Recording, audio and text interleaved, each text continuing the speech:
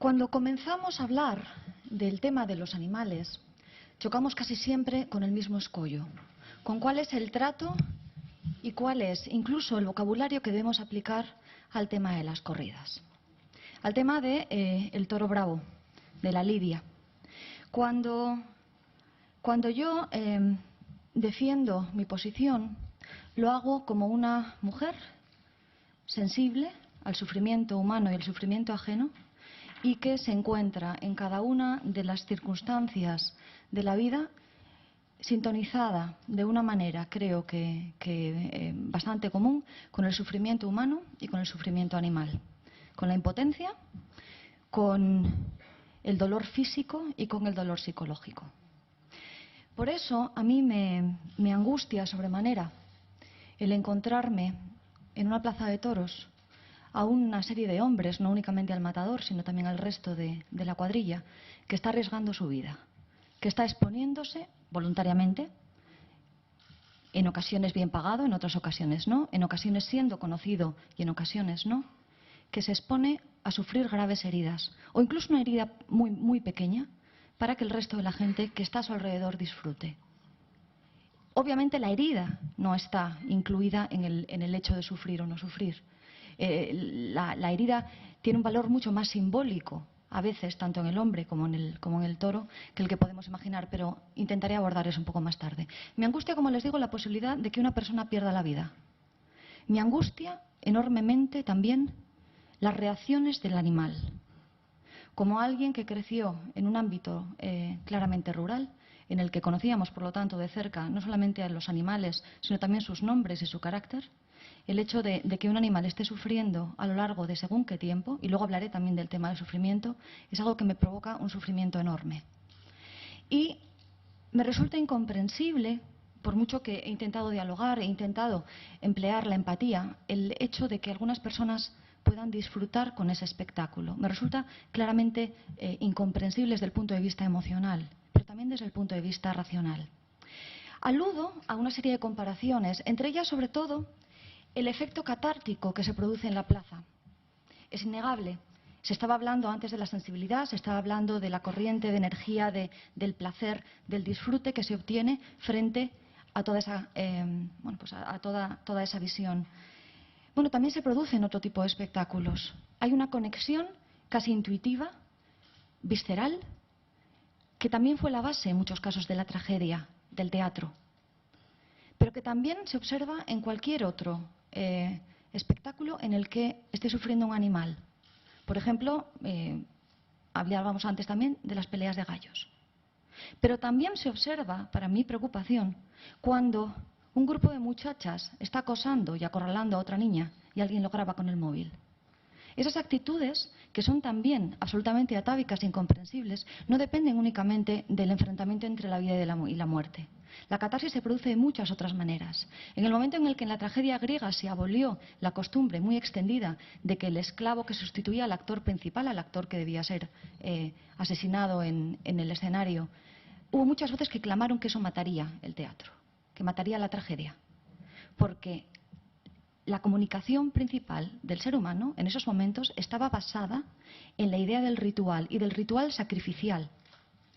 Por eso, tanto los animales como los esclavos como los prisioneros eran sacrificados. No estoy comparando ni estoy colocando al mismo nivel a unos y a otros. Estoy hablando de que esa sensación de disfrute, de conexión, se produce en muchos niveles en otros espectáculos muy distintos al de la lidia. Por otro lado, cuando estamos hablando del hecho de encontrarnos en una corrida de toros, estamos hablando de algo totalmente ritualizado, es decir, que en cierta medida nos permite alejarnos a través de la fanfarria, la música, el espectáculo, las vestiduras, es decir, todo el ritual que se está formando, toda la liturgia que ha traído a un gran número de escritores y a un gran número de artistas. Nos estamos alejando del hecho principal. Y el hecho principal, como les digo, es esa lucha, ese enfrentamiento que acaba con la muerte de uno de los contendientes en la mayor parte de las ocasiones, salvo en las que se indulta el toro. Es lógico que atraiga efectivamente a mucha gente, e incluso a mucha gente con una sensibilidad artística elevada, lo cual no significa que sean sensibles en cualquier otro campo. Porque principalmente la literatura, pero también todos los otros artes, se basan o se sienten atraídos de una manera muy especial hacia tres características determinadas. Una de ellas es el tratamiento del amor, otra de ellas es el tratamiento de la muerte y otra es el tratamiento de la violencia. Si elimináramos esos tres elementos del arte, prácticamente no nos quedaríamos con arte. Cuando estamos hablando de la muerte, también hablamos de la trascendencia. Cuando hablamos de la violencia, hablamos también de otro tipo de manifestaciones. Pero cuidado, el hecho de que eso sea necesario para que se produzca una obra de arte no significa ni justifica que en la realidad tenga que producirse. Cuando hablamos del mundo taurino, en muchas ocasiones se justifica la permanencia o la pasión que despierta por la que ha despertado en grandes genios de la literatura y del arte. Se suelen citar 3 o 4 nombres comunes: Picasso, Goya, Hemingway, Lorca. No voy a ahondar en la mentalidad ni en lo controvertido y incluso en el trágico fin de varios de ellos.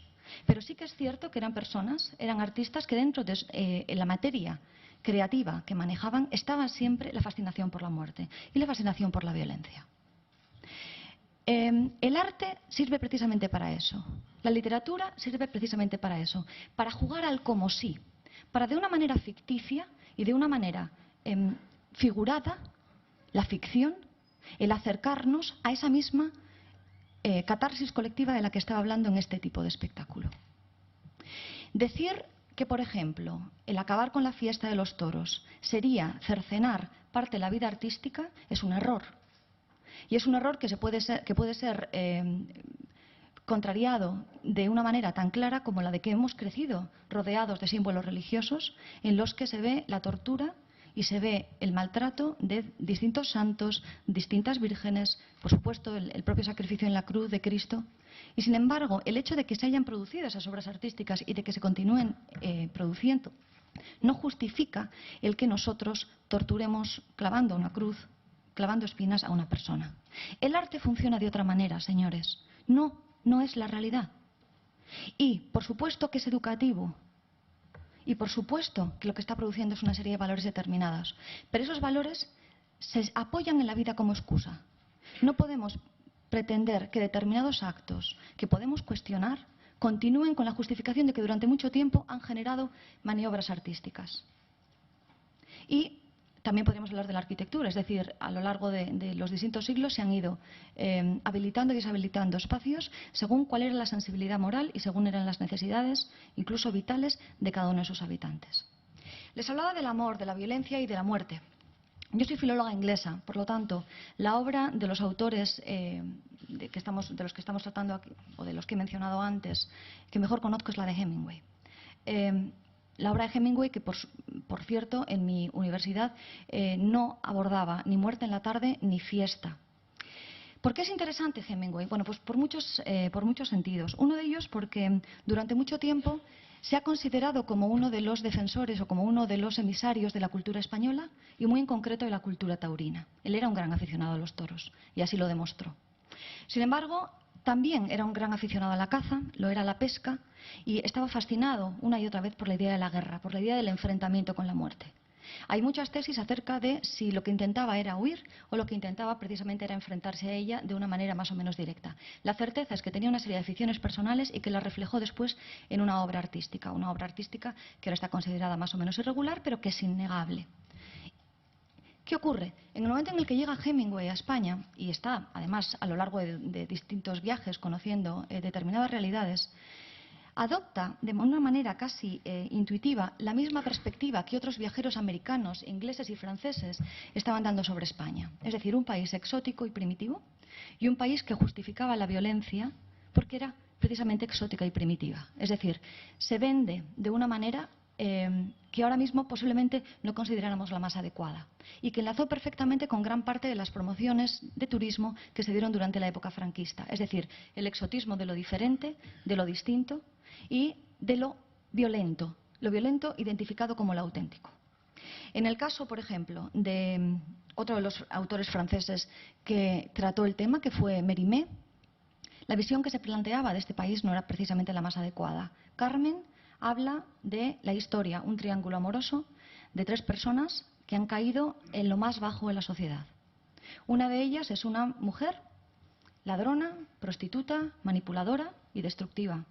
Otro de ellos es un muchacho que, debido a sus manipulaciones, se ha convertido en un guerrillero, en un asesino, en un bandolero. Y el otro es un torero. No estoy diciendo con esto, por supuesto, que ningún calificativo moral acerca del tema del torero. Pero sí que desde el punto de vista de los autores extranjeros, cuando se estaba hablando de ese tipo de España, no se estaba hablando precisamente de los valores más educativos, ni de los valores culturales más interesantes.